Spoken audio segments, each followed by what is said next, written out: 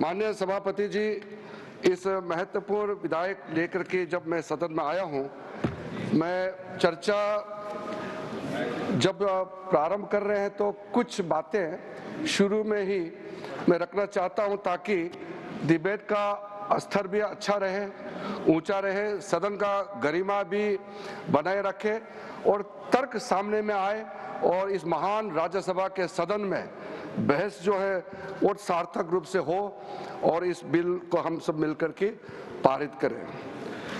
आदरणीय सभापति महोदय जी, ये ज्वाइंट पार्लियामेंट्री कमेटी जब बने हैं उसके बारे में मैं अभी जिक्र करूंगा। उससे पहले कमेटी बनने से पहले कई लोगों ने कहा कि इसका कंसल्टेशन जितना होना चाहिए था हुआ नहीं है। मैं इतना जरूर बताना चाहता हूं कि जब हम ये वक्त संशोधन बिल लेके आए और जेपीसी बनाया, उससे पहले हमारे अल्पसंख्यक मामलों का मंत्रालय ने व्यापक रूप से देश भर में जितने स्टेक होल्डर्स हैं, राज्य सरकारों से, माइनॉरिटी कमीशंस होते हैं स्टेट में, वक्फ बोर्ड होते हैं और वहाँ के ऑफिसर्स और इंटेलेक्चुअल कम्युनिटी से, धार्मिक संस्थाओं में जो लोग प्रतिनिधि करते हैं, कई लोगों से बातचीत करने के बाद ये बिल तैयार करके हमने इस सदन में पेश किया, पार्लियामेंट में पेश किया। फिर उसके बाद में ज्वाइंट कमेटी का गठन हुआ और राज्यसभा और लोकसभा से सदस्य मिलकर के जो काम किया है, मैं सदन पे ऑफिशियली मैं अपना बात को दर्ज करना चाहता हूं कि ये जेपीसी ने जो काम किया है, इससे ज्यादा पूर्व में जितने भी जेपीसी बने हैं, इतना लंबा, इतना व्यापक काम आज तक नहीं हुआ है। कुल मिलाकर के 284 संगठन, स्टेक होल्डर्स, अलग अलग क्षेत्र के लोगों ने जेपी का समक्ष आकर के अपने बातों को रखा, ज्ञापन सौंपा और 97 लाख से भी ज्यादा, अब छोटा मोटा पत्र को मिलाकर के 1 करोड़ से ज्यादा हमारे देश के लोगों ने ज्ञापन सौंपा है और अपना मत को जेपीसी और मंत्रालय को दिया है।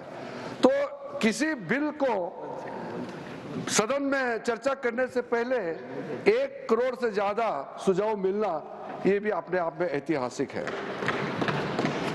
विचार विमर्श राज्य सरकारों से भी हुए और साथ साथ में कल लोकसभा में बहुत लंबी चर्चा हुई और देर रात यानी कि आज सुबह बिल पास करके राज्यसभा में आया। मैं मानता हूं कि ठीक है, हमारा मेंबरों ने कहा है कि संशोधन देने के लिए समय मिलना चाहिए था, लेकिन सबने ये एग्री किया है कि आज जो सुबह हमारा मेंबर ने सवाल उठाया, चेयरमैन साहब ने कहा है कि ये हम लोगों ने बिजनेस एडवाइजरी कमेटी में ये तय किया कि आज ही इसको यहाँ चर्चा करना है।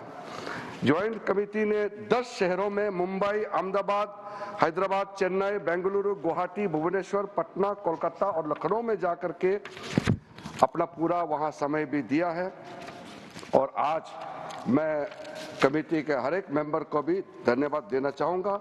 बाकी जो इस बिल में बोलने वाले हैं उनको धन्यवाद, मैं जब जवाब दूंगा आखिरी में तो मैं जवाब देते समय धन्यवाद जरूर मैं रखूंगा। सर, हर व्यक्ति, मैं तो इस सदन में एक मंत्री के रूप में बोल रहा हूं, लेकिन साधारण रूप से ये एक्सपेक्ट करता है कि कोई अच्छा काम करेगा तो उसका तारीफ भी जरूर होगा और खास करके उन लोगों से तारीफ ज्यादा मिलेगा जिसका इच्छा को मैं पूरा कर रहा हूं। इसलिए सभापति महोदय जी, 1976 में जब वक्फ इंक्वायरी रिपोर्ट को पेश किया गया था, वो कमेटी किसने बनाया था सर? कांग्रेस सरकार ने कमेटी गठन किया, वक्फ इंक्वायरी कमीशन बिठाया।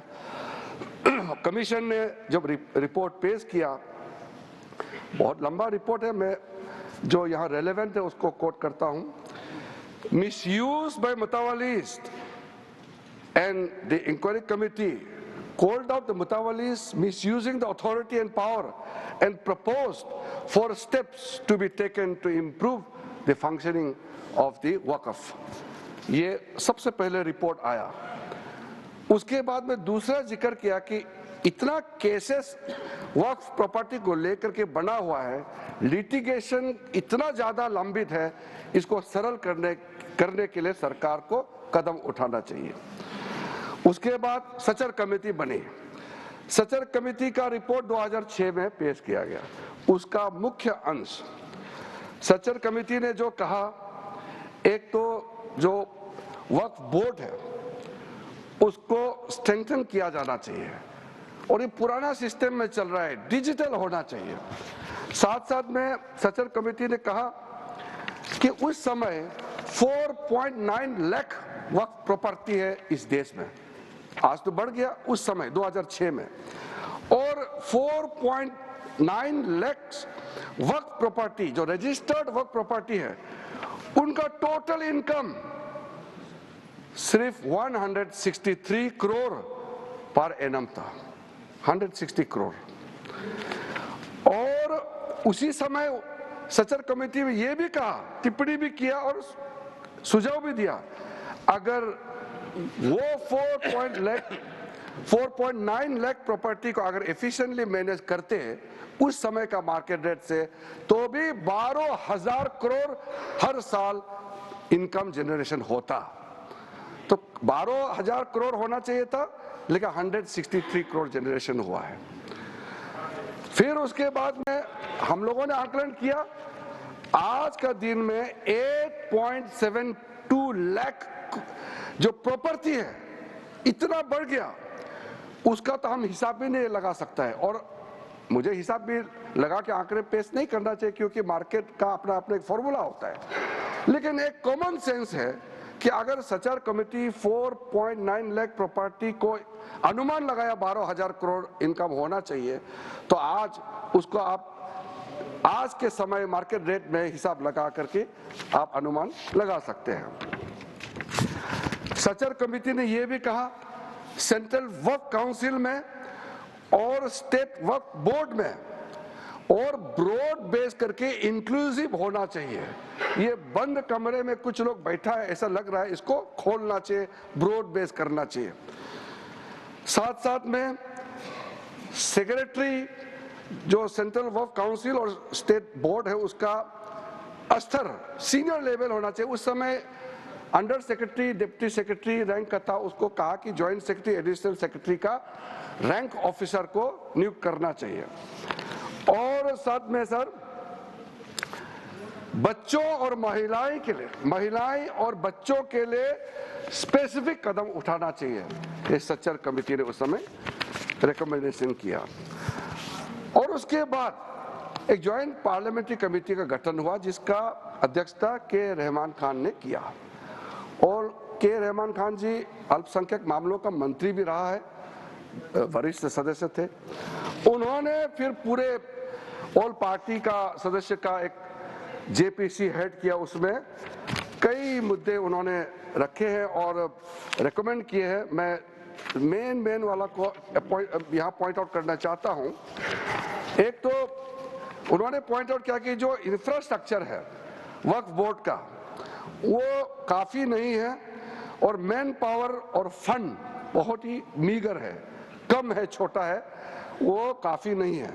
दूसरा कहा कि ऐसा लगता है कि सारा जो झंझट है वो मुतावली पे केंद्रित है, मुतावली को कैसे अपॉइंट करना चाहिए, कैसे हटाना चाहिए, सारा विषय वही केंद्रित है, इसको भी पॉइंट आउट किया है।